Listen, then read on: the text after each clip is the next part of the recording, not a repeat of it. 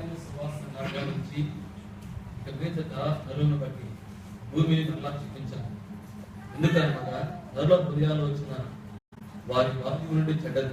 అక్కడ ఉన్న మాట నరుల హృదయ ఆలోచన వారి బాల్య దినము నుండి. I don't know this word because before my salvation నా రక్షణ పొందు ఈ సంగతి వాక్యం తెలియదు నాకు. కానీ నేను చిన్నప్పుడు చెప్పా కదా, నాన్నమ్మ ఇద్దరు ప్రభుత్వ ఉద్యోగులు ప్లస్ స్థానిక సంఘం తీసుకెళ్తా ఉన్నారు. కానీ వేరేజ్ మై ఆలోచనలు ఇక్కడ వాక్యం ఉన్నట్టుగానే బాల్యం నుండి కూడా చాలా చెడ్డగా ఉన్నాయి.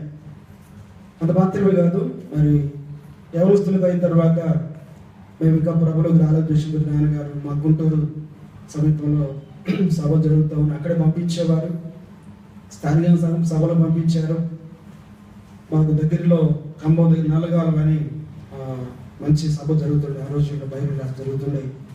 అక్కడ తీసుకెళ్ళేవాళ్ళు వారితో పాటు. అక్కడ చుబ్బులీలో మా బంధువులు ఉన్నారు, అక్కడికి ఎందుకంటే పంపించి దేవుని వాక్యం విని ప్రభుని తెలుసుకుంటారు ఉద్దేశంతో వాళ్ళు పంపుతున్నారు. బట్ నా జీవితం ఎలా ఉందంటే like believer SIT in the first row, మిమ్మల్ని క్షమించండి, అలా ముందు వరుసలో కూర్చుని హాండి నేను మా సంఘ పెద్ద కుమారుడు ఇద్దరు, మరి సంఘ పెద్ద కుమారుడు ఇద్దరు కూడా. అయితే చక్కగా కూర్చొని వాక్యం రాసుకునే వాళ్ళం. ఏది కూడా ఆ రోజుల్లో సెల్ ఫోన్ లేవు కదా, చక్కగా A to Z అంటాం. అంటే ఏ వాక్యం కూడా రెఫరెన్స్లు మాత్రం కాకుండా రికార్డ్ చేసినట్టుగా వాక్యం మాత్రం రాసుకునేవాళ్ళం. కానీ తీర్మానం వచ్చిన మాత్రం ఈ పోస్ట్ పోన్ అంటే వాయిదా వేస్తూ వచ్చాం. నల్లగాలలో చాలాసార్లు సేవకులు ఇక్కడ సంఘ పెద్ద కుమారుడు కాబట్టి వాళ్ళు పర్సనల్గా కూడా వాక్యం చెప్పినా కూడా ఈ పోస్ట్ పోన్ ఈవెన్ హుబ్లీలో కూడా ఎక్కడికి వెళ్ళినా వాక్యం మాత్రం వింటమే తప్ప ప్రభు హృదయం ఇచ్చింది లేదు. ఈలోపు ఇంటర్మీడియట్లో చేరటం, తర్వాత మరి సైన్స్ గ్రూప్ తీసుకోవడం జరిగింది. అయినా సండే స్కూల్కి వెళ్ళటం అందరికీ జరుగుతూ ఉంది. కానీ ఈలోపు ASF అంటారు, మరి తెలియదు నా బెంగళూరులో తెలుగులో మా ప్రాంతంలో కమ్యూనిస్ట్ యూత్ మంచి పనిచేసే ఆర్గనైజేషన్, అందులో మెంబర్షిప్ తీసుకోవటం. అక్కడి నుంచి మళ్ళా చిన్నగా సెకండ్ ఇయర్కి వచ్చేటప్పటికి RSU అంటారు, రాడికల్ స్టూడెంట్స్ యూనియన్, దానికి పరిచయం అవడం జరిగిపోయింది. అలా అలా పూర్తిగా దేవునికి దూరం కావడం జరిగింది. నా కోసం అసెంబ్లీ ప్రార్థన చేస్తున్నారు, పెద్దలు కన్నీళ్ళు కాలుస్తూ ఉన్నారు. నేను మాత్రం కూర్చోబెట్టారు నాన్నగారు, వారికి సేవకులు సభకు వచ్చారు. నేను సంఘ పెద్ద కుమారుడివి కదా, మరి ఏంటి దక్షిణ తీర్మానం అంటే ఒక మాట చెప్పాను, నేను I don't believe the word of God, దేవుని వాక్యం నేను నమ్మను, నేను ప్రభువును అంగీకరించను. They never expected that answer from me. వాళ్ళు ఎప్పుడు నా నుంచి ఆన్సర్ వాళ్ళు ఊహించలేదు, బట్ నాతో ఇంకేం వాదించలేదు వాళ్ళు. అలాగా అప్పటి నుంచి నాకు తెలియదు, ఈ స్టార్టెడ్ మరి ఎక్కువగా ప్రార్థించడం మొదలుపెట్టారు స్థానిక సంఘంలో మరియు కుటుంబంలో. ఇక్కడ I was only sent to them.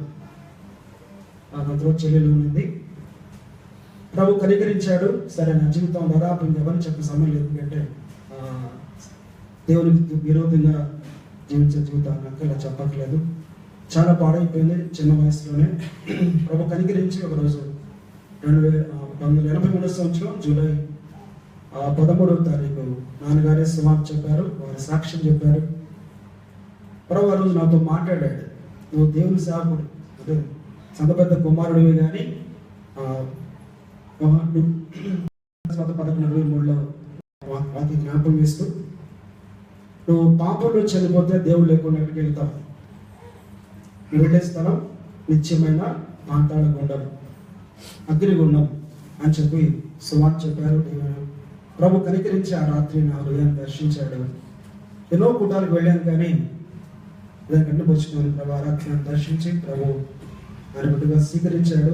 ప్రభు మహాకృపలో మరి దేవుడు నా జీవితాన్ని మార్చాడు. బిడ్డగా చేసుకుని ఆ తర్వాత స్టడీస్ కోసం గుంటూరు జరిగింది. అక్కడ ప్రభు కృపలో మంచి విద్య ప్రభు ఇచ్చాడు. ఆ తర్వాత మరి నాన్నగారు వినుకొండలో సంఘబద్ధగా ఉంటూ మరి వినుకొండ ఇంకో 2 స్థలాల్లో వస్తుంది స్టార్ట్ చేయబడి నాన్నగారు దినాల్లో 94లో నాన్నగారు అకస్మాత్తుగా వచ్చి మహిళలోకి వెళ్ళారు. ఆ సమయంలో మరి స్థానిక పెద్దలతో కలిసి మరి పరిచర్య భారం శరీరానికి ప్రార్థన చేసి నిర్ణయించిన సమయంలో మరి నేను కూడా అప్పుడు ఐ వాజ్ అన్ ఎంప్లాయీ 94లో జరిగింది అది. అప్పటికి నాకు వివాహం అయింది. బాబు కృపలో 2 బాబులు అప్పుడు ఉన్నారు. అయినా దేవుడు ఇచ్చిన కృపను బట్టి మరి ఆ చిన్న సంఘాన్ని 2 అనుభవ సంఘాలు అప్పుడు ఉన్నాయి. మరి పని తోటి భద్రతో కలిసి ప్రభుత్వంలో ముందుకు సాగుతూ ఉండగా దేవుడు పని విస్తరించాడు. దాదాపు నాన్నగారు 2 సేవకులు సంఘం పంపించాను బయటికి. ఆ తర్వాత 5గురిని సంఘంలో బయటికి ప్రభు పని పంపడానికి దేవుడు కృప ఇచ్చాడు. రీసెంట్గా మొన్న మార్చిలో కూడా మరొక సేవకులను పంపించడం జరిగింది దేవుని పని కొరకు. ఈ రీతిగా మరి హై స్కూల్లో ఇంగ్లీష్ టీచర్గా బోధిస్తున్నాను. ఒకవైపు మరి ఉద్యోగ బాధ్యతలు ఉన్నా కూడా ప్రభు అప్పగించిన మరి దేవుని పని చూసుకుంటూ మరి కొన్ని కొత్త స్థలాలకు కూడా దేవుని పని చేయడానికి ప్రయత్నం చేస్తున్నా. మరి బోర్డర్ దగ్గర ప్రకాశం అది మా జిల్లా, గుంటూరు జిల్లా. ఆ పరిచయం కోసం ప్రాంతం చేయండి. ఇందాక అన్నీ చెప్పినట్టుగా నా పెద్ద కుమారుడు ఇక్కడే రీసెంట్గా 1 year బ్యాక్ జాబ్ చేసి మళ్ళీ బ్యాంక్ వచ్చేసాడు. మంచి జాయిన్ అయ్యాడు. తన కోసం ప్రార్థన చేయండి. అలాగే చిన్న కుమారుడు ఈ రోజు వర్కింగ్ బ్యాంక్లో జాబ్ చేస్తున్నాడు. ట్రైనింగ్ 11తో పూర్తవుతుంది. Actual I thought to be with your 4 weeks. మధ్యలో మా డాన్సెస్ వచ్చాయి. దానికోసమని ఒక డాన్స్ కోసం అంటే జరిగింది ఒక ఆదివారం. మరొక ఆదివారం మళ్ళీ జాయిన్ అవ్వాలి కొత్త స్కూల్లో. అంచేత 2 ఆదివారాలు ఫెలోషిప్ మిస్ అయిపోయాను. దాంతో మానించండి. కాబట్టి ప్రభు రక్షించాడు. ఆయన బిడ్డగా మరి వాడుకుంటూ మరి ప్రభు ఇచ్చిన కృపలో స్థలాల్లో వినుకోడు స్థానిక సంఘంలో ఉంటూ మరి సమీపంలో దేవుడు పనిచేస్తున్నా. నాకున్న ప్రభు తలపుడు ధ్యానం చేద్దాం. ఓ పర్యాయం రండి దేవుని వాక్యం చదువుదాం. అపోస్తుల కార్యములు 9వ అధ్యాయం. అపోస్తుల కార్యములు. It is a famous verse you well know.